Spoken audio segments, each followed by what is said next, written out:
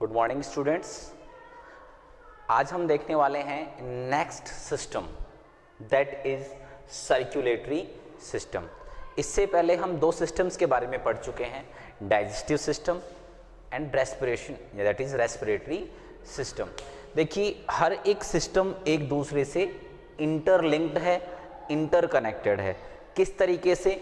Digestion में तो हमारा फूड कॉम्प्लेक्स से सिंपलर में हो रहा था, वो तो हमारे केवल और डाइजेस्टिव सिस्टम में है, जबकि उस फूड की ज़रूरत हमारी पूरी बॉडी को है। तो पूरी बॉडी में उस फूड को डिस्ट्रीब्यूट कौन कर रहा है, किस तरीके से ये डिस्ट्रीब्यूट हो रहा है, यानी एक हमारे को डिस्ट्रीब्यूशन चैनल की ज़रूरत है, डिस्ट्रीब्यूशन सिस्टम की ज़रूरत है, और उस सिस्टम को पूरा करता है सर्कुलेटरी सिस्टम। ये पूरी बॉडी में हर एक सेल्स तक डिस्ट्रीब्यूट होता है। फिर with the help of respiratory system इससे एनर्जी रिलीज होती है। अब एनर्जी रिलीज होने के बाद में हर प्रोसेस के पॉजिटिव एंड नेगेटिव एस्पेक्ट्स होते हैं, उसमें यूजफुल चीज़ के साथ सम अनयूजफुल और वेस्ट चीज़ें भी बनती हैं, उसको अगेन सर्कुलेटरी सिस्टम कैरी करता है। तो सर्कुलेटरी सिस्टम का काम क्या है? जिस तरीके से हमारे देश में डिस्ट्रीब्यूशन होते हैं हर एक रिसोर्सेज का एक जगह से दूसरी जगह पे ट्रांसपोर्टेशन के थ्रू, वैसे ही ये भी ट्रांसपोर्टेशन का काम कर रहा है। ये 3 पार्ट में हमारे पास डिवाइड है और हम हर एक पार्ट को अलग अलग तरीके से डिटेल में देखेंगे। तो आइए हम इसके 3 पार्ट्स के बारे में देखते हैं। सबसे पहला पार्ट है इसके अंदर ब्लड। जिन तीनों पार्ट से बना हुआ है वो यहां पर देख रहे हैं हम लोग। दूसरा है हमारे पास heart, and now third one is blood capillaries, blood vessels. So 3 part में ये हमारे पास डिवाइडेड है। अब हम इससे सबसे पहले जो 2 चीजें देखने वाले हैं वो एक तो ब्लड और एक ब्लड वेसल्स। तो सबसे पहले हम देखने वाले हैं ब्लड के बारे में। तो देखिए, again blood is divided into 2 part, plasma. कितने पार्ट में डिवाइडेड है? 2 पार्ट में, plasma and blood cells. Now अब हम बात करते हैं जो हमारा ब्लड है, ये है हमारा connective tissue. It is liquid, that is fluid connective tissue. क्योंकि इस ब्लड ने आपकी बॉडी से किसी भी जगह को आप कट करो, उसमें से ब्लड निकलेगा। इट मीन्स हमारे हर एक बॉडी पार्ट में ऑलमोस्ट ब्लड पहुंच रहा है। तो ब्लड हर जगह रीच कर रहा है, तो इसलिए इसने पूरी बॉडी को कनेक्ट करके रखा हुआ है। That is called, it is connective tissue. It is found in liquid form, that's why it is called liquid connective tissue. So it is in liquid form. So जो इसकी लिक्विडिटी है, जो liquid form है, it is due to plasma. क्योंकि ये 2 चीजों से मिलकर बना हुआ है। Plasma, it is fluid part, and this is blood cells, it's solid part. हम बात करते हैं प्लाज्मा। ये प्लाज्मा हमारे ब्लड का कितना परसेंट होता है? 55% ऑफ टोटल ब्लड। हमारे बॉडी में जितना ब्लड पाया जाता है, एक हेल्दी एंड एवरेज पर्सन की बॉडी में 5 से 6 लीटर कितना ब्लड होता है? ये 5 to 6 litre of blood, an average person ये पाया जाता है, जिसका 55% होता है plasma, that is liquid part. देखिए, आइए हम इस 55% की बात करते हैं। इस 55% में 92% होता है वाटर, एंड 8% होते हैं ऑर्गेनिक एंड इनऑर्गेनिक सब्सटेंस।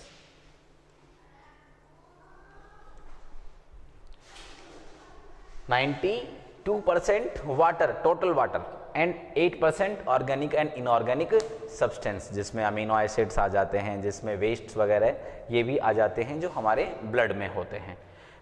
तो टोटल 92%।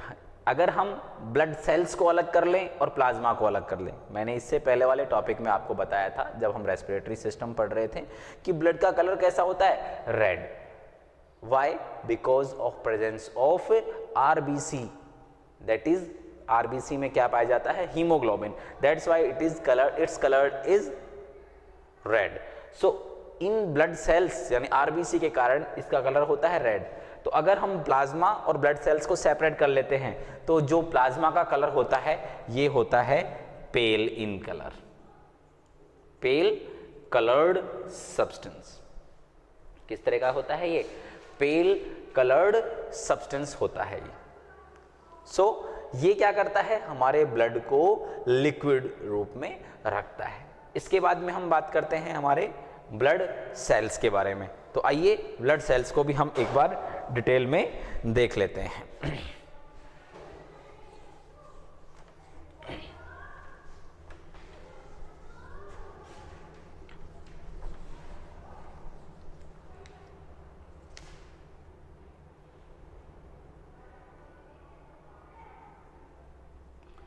हमारी बॉडी में, ह्यूमन बीइंग की बॉडी में जो ब्लड सेल्स होती हैं ये 3 तरह की होती हैं, RBC, second one is WBC and third one is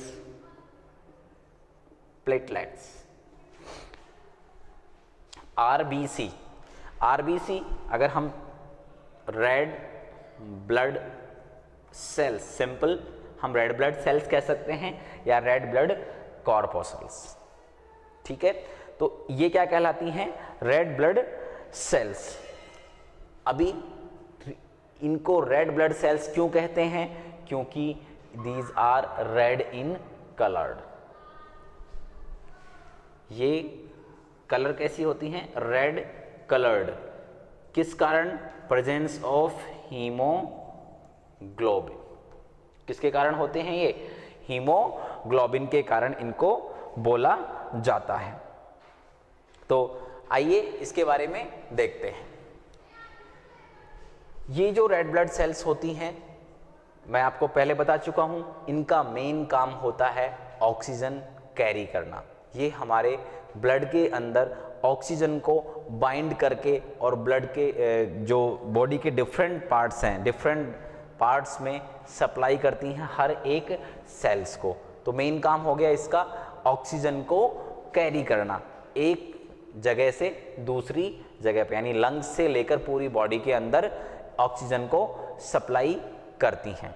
now इस अगर हम बात करते हैं ओरिजिनेशन, ये बनती कहाँ है, ये बनती हैं हमारी बोन मैरो में।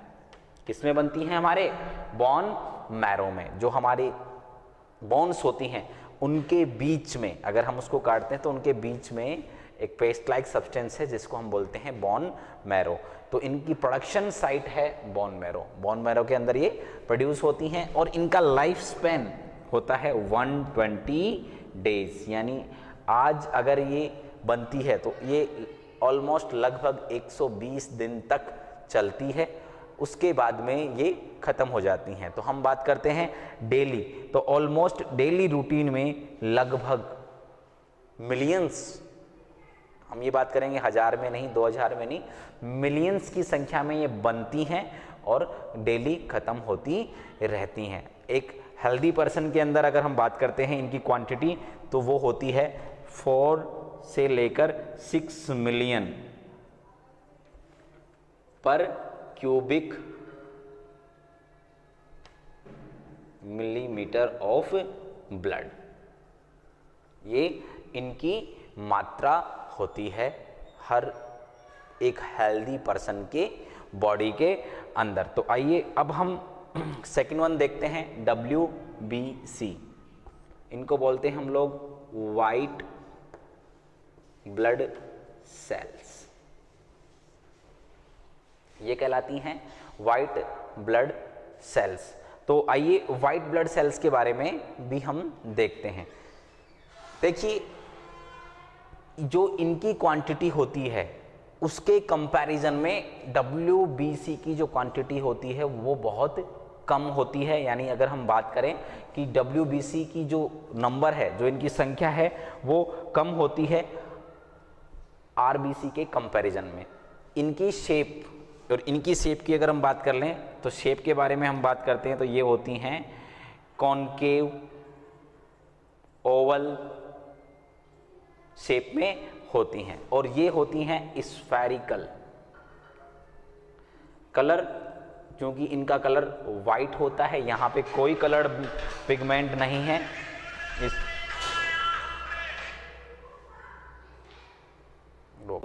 WBC white in colour because there is no pigment found on them, इनके ऊपर कोई पिगमेंट नहीं पाया जाता। These are also called soldiers. क्या कहलाती है ये? Soldiers of body. क्यों? बिकॉज बॉडी के अंदर जो भी एंटीजन मूव करते हैं, जो भी जर्म्स, माइक्रो ऑर्गेनिज्म मूव करते हैं, उनके अगेंस्ट ये एंटीबॉडी प्रोड्यूस करती हैं एंड उनको किल कर देती हैं, जिससे कि हमारी बॉडी में कोई भी डिजीज, कोई भी बीमारी नहीं फैलती है। That's why these are called soldiers of body. आइए एक बार RBC की तरफ चलते हैं। RBC का दूसरा नाम है इरेथ्रोसाइट्स, एंड ऐसे ही WBC का भी अनदर नेम है leucocytes. Another name of WBC is leucocytes. So this is all about the WBC। यही WBC आगे जाके और डिफरेंट पार्ट्स में डिवाइडेड है, यानी leucocytes are divided into 2 parts, granulocyte, agranulocyte. Again, granulocytes are divided into 3 parts: neutrophils, eosinophils and basophils. Now agranulocytes are in 2 parts: lymphocytes, monocytes. So इनका division आगे है, इसको एक बार आप अपने बुक में देख सकते हैं। Now अब हम देखने जा रहे हैं third one, that is platelets, जिनको हम क्या बोलते हैं? प्लेटलेट्स। सो प्लेटलेट्स के बारे में अगर हम बात करते हैं तो देखिए, हमारे ब्लड के अंदर WBC RBC के अलावा छोटे छोटे स्मॉलर फ्रैगमेंट्स सेल्स पाई जाती हैं, जिनको हम बोलते हैं प्लेटलेट्स, और इनका दूसरा नाम है थ्रोम्बोसाइट्स। देखिए, इनका बहुत ही इंपॉर्टेंट फंक्शन है हमारे बॉडी के अंदर। क्या फंक्शन है हमारी बॉडी के अंदर? तो देखिए, ये जो प्लेटलेट्स हैं ये हमारे बॉडी के अंदर काम करते हैं। क्या काम करते हैं हमारी बॉडी के अंदर? Clotting of blood. यानी कई बार हमें चोट लग जाती है एंड उसके कारण हमें कट लग जाता है, उससे ब्लड निकलता रहता है। कुछ देर बाद में ऑटोमेटिकली यह ब्लड निकलना बंद हो जाता है और उस जगह एक लेयर सी बन जाती है जो ब्लड को निकलने से रोकती है। ये लेयर बनाने में कौन हेल्प करता है? Platelets. So it is an important function of platelets. So platelets का फंक्शन हो गया क्लॉटिंग ऑफ ब्लड। सो ये हमारे पास हो गया। हम इसके बारे में, अगर हम इसके बारे में बात करें तो इनकी जो मात्रा होती है कितनी होती है? 2 लाख पर millimetre cube of blood. Blood में इनकी जो संख्या होती है, एक नॉर्मल पर्सन के अंदर, एक हेल्दी पर्सन के अंदर जो प्लेटलेट्स की संख्या होती है वो होती है 2 लाख पर मिलीमीटर क्यूब ऑफ ब्लड। कई बार जब हमें वायरल इन्फेक्शन होता है उस समय प्लेटलेट्स डाउन हो जाती हैं। सो इसके लिए जरूरी है healthy diet, healthy food. So it is overall about the blood. Now अब हम आगे देखने जा रहे हैं ब्लड ग्रुप। सो एक बार हम देखते हैं ब्लड ग्रुप के बारे में। तो आइए मैं टेबल के माध्यम से आपको ब्लड ग्रुप समझाता हूं। एक हम बात करते हैं हमारे ह्यूमन बीइंग्स में। ह्यूमन बीइंग्स में मेनली जो ब्लड होते हैं, ये ब्लड ग्रुप 4 तरह के होते हैं। कौन कौन से होते हैं 4 तरह के? आइए उनको देखते हैं, कौन किस बेस पर इनको बांटा गया है 4 ग्रुप्स में, वो भी हम इसको देख लेते हैं।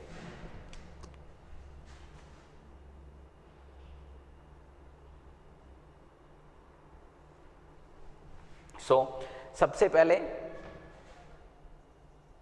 ब्लड ग्रुप, फिर आते हैं हम लोग इसमें एंटीजन, फिर आते हैं हम लोग एंटीबॉडी, फिर आते हैं give to, receive from and conclusion, या इसको हम रिमार्क भी कह सकते हैं। तो आइए सबसे पहले तो हम बात करते हैं कि ब्लड ग्रुपिंग के बारे में। ये ब्लड ग्रुपिंग किसने दी? ये ब्लड ग्रुपिंग दी कार्ल लैंडस्टीनर ने। किसने दी? ये कार्ल लैंडस्टीनर ने। और किस आधार पर? हमारे ब्लड ग्रुप में पाए जाने वाला एक स्पेशल टाइप का प्रोटीन जिसे हम एंटीजन बोलते हैं एंड एंटीबॉडी, इन्हीं के आधार पर ये हमारे अंदर, हर पर्सन के अंदर अलग अलग पाए जाते हैं। उसके आधार पर ब्लड ग्रुप को डिवाइड किया है 4 पार्ट्स में। वो 4 पार्ट्स कौन से हैं? 1 बाय 1 करके हम इसको अभी देखेंगे। तो आइए उसके आधार पर हम पढ़ने जा रहे हैं blood group system. Blood group system को हम बोलते हैं ABO सिस्टम। क्यों? क्योंकि हमारे बॉडी में 4 तरह के ब्लड ग्रुप पाए जाते हैं, A, B, AB and O। कितने हैं? Blood group A, blood group B, blood group AB and blood group O। इस आधार पर ये हमारे पास यहां पर ब्लड ग्रुप पाए जाते हैं। तो देखिए, मैंने आपको बताया था किसने इसको डिस्कवर्ड किया? कार्ल लैंडस्टीनर ने। तो आगे इसके अंदर और भी हम चीजें देखने वाले हैं, तो वो हम अभी बाद में देखेंगे। सबसे पहले हम ब्लड ग्रुप के बारे में देख लेते हैं। तो देखिए, एक स्पेशल टाइप का एक प्रोटीन पाया जाता है जिसे हम बोलते हैं एंटीजन। वो पाया जाता है हमारे ब्लड के अंदर। अगर हमारे ब्लड में एंटीजन A है, क्या है? एंटीजन A है, तो ऐसे ब्लड ग्रुप को हम बोलते हैं ब्लड ग्रुप A। अगर एंटीजन A होगा तो उसके लिए एंटीबॉडी B होगी। अगर हमारे ब्लड में एंटीजन A है तो उसके अलावा एंटीबॉडी B पाई जाती है। ऐसे ब्लड ग्रुप को हम बोलते हैं blood group A। Antigen A, antibody B, that's why it is called blood group A। Antigen के आधार पर हम इसको बता रहे हैं। तो देखिए, अगर सबसे सिंपल बात, दे किसको सकता है? तो देखिए, ब्लड ग्रुप A खुद को दे सकता है, ब्लड ग्रुप A खुद को दे सकता है। और ये ले किससे सकता है? खुद से ले भी तो सकता है। जब दे सकता है तो ये ले भी तो सकता है। तो ब्लड ग्रुप A दे सकता है किसको? A को। और ले किससे सकता है? A से ले भी सकता है। इसके अलावा अगर उसको हम आगे देखेंगे तो देखिए, ब्लड ग्रुप B, एंटीजन पाया जाएगा B और एंटीबॉडी होगी उसमें A। देखिए, एंटीबॉडी को हम रिप्रेजेंट कर रहे हैं किससे? स्मॉल a से और स्मॉल b से। हम यहां पर देख रहे हैं एंटीबॉडी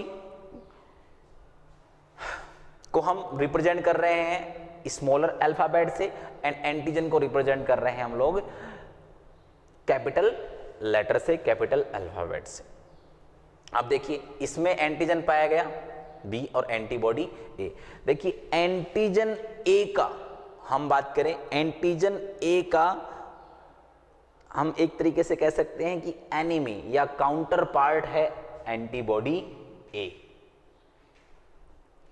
एंटीजन ए का काउंटर पार्ट है एंटीबॉडी ए, यानी अगर हम ऐसा ब्लड ग्रुप जिसमें एंटीजन ए है उसको अगर हम एंटीबॉडी ए वाले को देंगे तो क्या होगा, ये दोनों रिएक्ट कर जाएंगे और ब्लड कोगुलेट हो जाएगा और उस पर्सन की डेथ भी हो सकती है। यानी blood group A blood group B को तो दे ही नहीं सकता है और ना ही blood group B blood group A को अपना ब्लड दे सकता है। यानी हम यूं कह सकते हैं कि एक ब्लड ग्रुप वाला पर्सन बी ब्लड ग्रुप वाले पर्सन को अपना ब्लड नहीं दे सकता एंड बी ब्लड ग्रुप वाला पर्सन भी ए ब्लड ग्रुप वाले को नहीं दे सकता, क्योंकि यहाँ पे एंटीजन एंटीबॉडी का रिएक्शन हो जाएगा जिसके कारण ब्लड कोगुलेट हो जाएगा।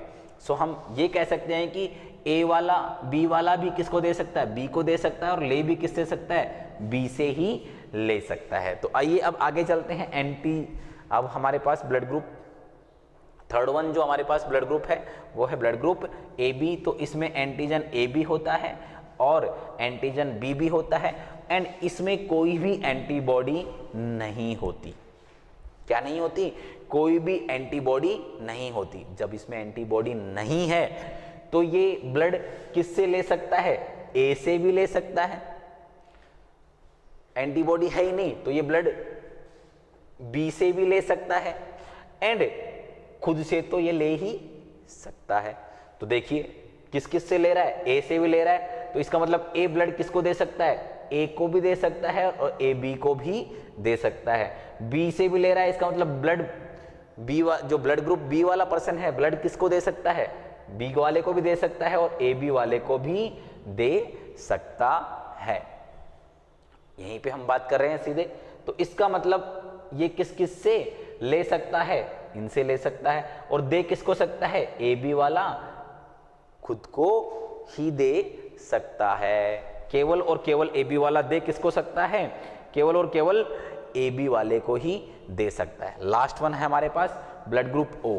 ब्लड ग्रुप ओ के अंदर कोई एंटीजन नहीं होता है और इसमें एंटीबॉडी ए भी होती है और एंटीबॉडी बी भी होती है, एंटीबॉडी बी भी होती है। तो ये दोनों एंटीबॉडी इसमें है तो इसका मतलब ना तो इससे ले सकता, ना इससे ले सकता, ना इससे ले सकता।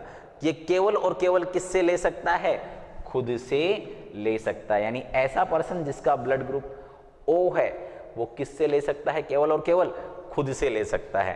तो इसका मतलब ये दे किस किस को सकता है, ये ए को भी दे सकता है, ये बी को भी दे सकता है। क्यों, क्योंकि एंटीजन इसमें है ही नहीं। ये और ये ए बी को भी दे सकता है और खुद को भी दे सकता है। यानी ए वाला किससे ले रहा है, ओ वाले से ले रहा है, बी वाला भी किससे ले रहा है, ओ वाले से ले रहा है और ओ ए बी वाला भी ओ वाले से ले रहा है। इसका मतलब कि ये चारों ब्लड ग्रुप वालों पर्सन्स को ब्लड ग्रुप दे सकता है और ए बी वाला ले सकता है हर किसी से। दैट्स वाई हम ये कह सकते हैं, क्या कह सकते हैं कि जो ब्लड ग्रुप ए बी है ये तो कहलाता है यूनिवर्सल रेसिपिएंट।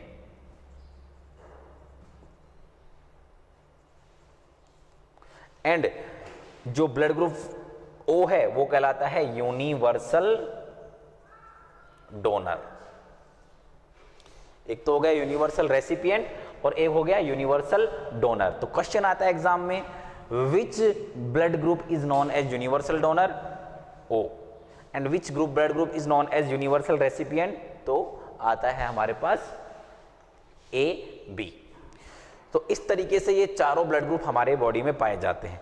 एक बात आपने सुनी होगी, अगर आप अपना ब्लड ग्रुप देखते हैं तो अपने ब्लड ग्रुप में भी हम बात करते हैं कि आपसे कोई पूछता है what is your blood group, तो हम बोलते हैं A positive, A negative, O positive, B negative. ये नेगेटिव पॉजिटिव क्या है, तो चलिए ये तो थी इनिशियल शुरुआत, सबसे पहले जो स्टडी हुई ब्लड ग्रुप के बारे में। तो उसके बाद की अगर हम बात करें, धीरे धीरे एडवांसमेंट जब आया, टेक्नोलॉजी ने जब प्रोग्रेस की, तो ब्लड के अंदर एक स्पेशल प्रोटीन आरबीसी के ऊपर देखा गया और वह प्रोटीन सबसे पहले एक मंकी, अफ्रीका के अंदर पाया जाने वाला एक मंकी है जिसका नाम है रीसस मकाका। इस मंकी के अंदर लैंडस्टीनर एंड वीनर के द्वारा देखा गया एक स्पेशल टाइप का, इनके अलावा स्पेशल टाइप का प्रोटीन आरबीसी के ऊपर देखा गया, जिसको सबसे पहले लैंडस्टीनर एंड वीनर ने देखा। एंड ये किसके अंदर देखा गया? सबसे पहले एक मंकी के अंदर, जिसका नाम था रीसस मकाका, और उसके आधार पर इसको नाम दिया गया RH एंटीजन। क्या नाम दिया गया उसको? RH antigen. और इसीलिए हमारा ब्लड ग्रुप डिवाइड हो गया आगे चल के फर्दर 4 से 8 पार्ट में on the basis of RH antigen, RH factor, उसको RH फैक्टर के नाम से भी जाना जाता है। तो ये भी क्लियर हो गया कि किस तरीके से अब नेगेटिव, जिसके अंदर, जिस ब्लड ग्रुप के अंदर RH फैक्टर पाया जाता है, जिस ब्लड ग्रुप के अंदर RH फैक्टर पाया जाता है वो ब्लड ग्रुप कहलाता है पॉजिटिव। एंड जिसके अंदर RH फैक्टर नहीं पाया जाता, यानी RH एंटीजन नहीं पाया जाता, वो कहलाता है नेगेटिव। अगर मैं बात करता हूं अपनी, तो मेरा ब्लड ग्रुप जो भी है, O अगर है तो O पॉजिटिव है, it means RH antigen present है। Negative, O negative, it means RH antigen इसके ऊपर प्रेजेंट नहीं है। तो ये हो गई हमारे पास टोटल RH ब्लड ग्रुप के बारे में। तो ये तो था हमारे सर्कुलेटरी सिस्टम में ब्लड के बारे में। अब सर्कुलेटरी सिस्टम का दूसरा पार्ट जो आपको मैं पहले बताने जा रहा हूं वो है ब्लड वेसल्स। क्योंकि मैं आपके यहां पे बात कर दूं तो हमने सर्कुलेटरी सिस्टम के 3 पार्ट बताए थे, blood, heart and blood vessels. तो अभी मैं आपको बताने जा रहा हूं ब्लड वेसल्स के बारे में। तो देखिए ये ब्लड वेसल्स 3 पार्ट में डिवाइडेड हैं, आर्टरी, वेन एंड कैपिलरीज। सो आइए हम देखते हैं 1 बाय 1 इनको। हम इसी तरीके से हम इसको देखेंगे, आसान रहेगा हमारे लिए याद करना, और हम इसको कंपैरिजन करके आसानी से याद भी कर सकते हैं। सबसे पहले आता है आर्टरी। ब्लड वेसल्स क्या होती हैं? जिस तरीके से हमारे घर में पानी की मोटर होती है, उस मोटर से सप्लाई करने के लिए,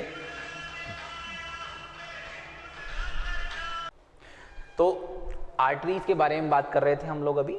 तो देखिए जो मोटर है, पानी की मोटर, इससे हम हमारे वाटर टैंक तक पानी की सप्लाई करते हैं, वो पाइप के जरिए करते हैं। तो हमारी बॉडी में भी जो ब्लड सप्लाई होता है वो पाइप्स के जरिए होता है, और उन्हीं पाइप्स को हम बोलते हैं ब्लड वेसल्स। तो सबसे पहले है आर्टरी। आर्टरी जो होती है, इसमें जो ब्लड कहां से कहां मूव हो रहा है, तो देखिए ये मूव हो रहा है ब्लड हार्ट टू बॉडी। हमारे हार्ट से बॉडी में ये ब्लड सप्लाई करने का काम करती है। कौन सा ब्लड सप्लाई करती है? क्योंकि 9th क्लास में भी हम इसके बारे में पढ़ चुके हैं। तो देखिए ये सप्लाई करती हैं ऑक्सीजनेटेड ब्लड। कौन सा ब्लड? ऑक्सीजनेटेड। ऑक्सीजनेटेड मींस ऐसा ब्लड इसमें ऑक्सीजन की मात्रा ज्यादा होती है। केवल इसमें एक एक्सेप्शन है जिसको हम आगे देखेंगे, वो एक्सेप्शन है pulmonary artery.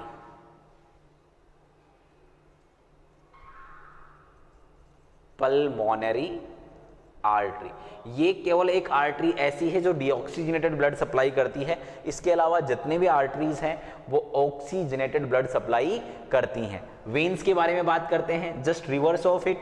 Arteries blood supply करती हैं हार्ट से बॉडी, तो वेन्स सप्लाई करती हैं कहां से कहां? Body to heart.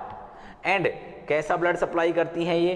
Deoxygenated blood. कौन सा ब्लड है ये? डीऑक्सीजनेटेड ब्लड को सप्लाई कर रही हैं बॉडी से हार्ट तक। इसमें भी एक एक्सेप्शन है, और वो एक्सेप्शन क्या है? Pulmonary veins. ये जो है केवल एक्सेप्शन एक ही है जिसमें कि ऑक्सीजनेटेड ब्लड सप्लाई होता है। देखिए यहां पे ब्लड का जो प्रेशर होता है, blood pressure high comparison to veins. Veins के कंपैरिजन में यहां ब्लड प्रेशर होता है वो हाई होता है, और यहां पे होता है लो। इस कारण से दीज आर थिक वॉल्ड। कैसी होती हैं ये? थिक वॉल्ड, यानी ये इनकी जो वाल होती है, दीवार जो होती है, यानी हम कह देंगे कि थिकनेस जो होती है वो ज़्यादा होती है बजाय इनके, यानी ये कैसी होती हैं, थिन वॉल्ड, यानी ये पतली होती हैं।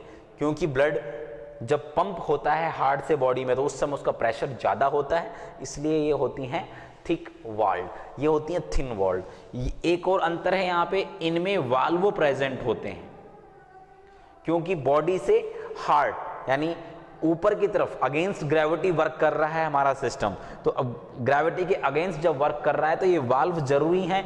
ये वाल्व्स जो होते हैं ये इस तरीके के होते हैं जो कि वेन्स में होते हैं। जब ब्लड ऊपर की तरफ जाता है तो उसको जाने तो देते हैं, लेकिन अगर बाय डिफॉल्ट बाय गलती से भी ये नीचे आने लगता है तो ये वाल्व क्लोज हो जाते हैं और ब्लड नीचे नहीं आता। तो इसलिए यहाँ पे वाल्व होते हैं और यहाँ पे नो वाल्व।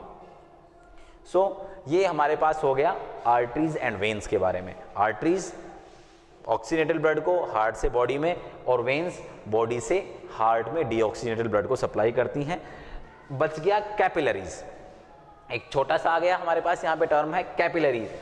ये जो आर्टरीज हैं आगे जाके टिश्यूज के अंदर डिवाइड हो जाती हैं वन सेल थिक, छोटी छोटे ट्यूब्स में, इनको हम बोलते हैं कैपिलरीज। वन सेल्स, छोटी छोटी ट्यूब, जिनको हम बोलते हैं कैपिलरीज। और यही कैपिलरीज ब्लड को हर एक सेल तक पहुंचाती हैं जहां पे एक्सचेंज ऑफ मटेरियल्स होता है। सो ये काम हमारे पास आ गए कैपिलरीज के, और यही कैपिलरीज वापस रीयूनाइट होकर, वापस मिलकर और क्या बनाती हैं, वेन्स। तो ये आर्टरी, ये वेन, और ये हो गई हमारे पास कैपिलरीज। सो ये तो हमारे पास आ गया इसके बारे में। अब हम ब्लड की फंक्शनिंग पढ़ लेते हैं। ब्लड का फंक्शन होता है, हम पढ़ चुके हैं, ऑक्सीजन को कैरी करना, कार्बन डाइऑक्साइड को कैरी करना, हमारी बॉडी में फूड मटेरियल्स को, जो हमारे न्यूट्रिएंट्स हैं उनको सेल्स तक पहुंचाना, सेल्स से वेस्ट मटेरियल को वापस बॉडी पार्ट्स तक पहुंचाना जहां पे इनके फिल्ट्रेशन का प्रोसेस हो सकता है, हमारी बॉडी में जो वेस्ट गैसेस हैं उनको ट्रांसपोर्ट करना, हमारी बॉडी में हार्मोन्स को ट्रांसपोर्ट करना, हमारे बॉडी के टेम्परेचर को रेगुलेट करने का काम कौन कर रहा है, तो ब्लड। सो ब्लड की फंक्शनिंग वन बाय वन करके, various exchange of gases, transportation of waste material, transportation of nutrients and regulation of temperature and transportation of hormones to the various sites. तो ये हो गया हमारे पास ब्लड के बारे में। नेक्स्ट देखेंगे हम हार्ट के बारे में।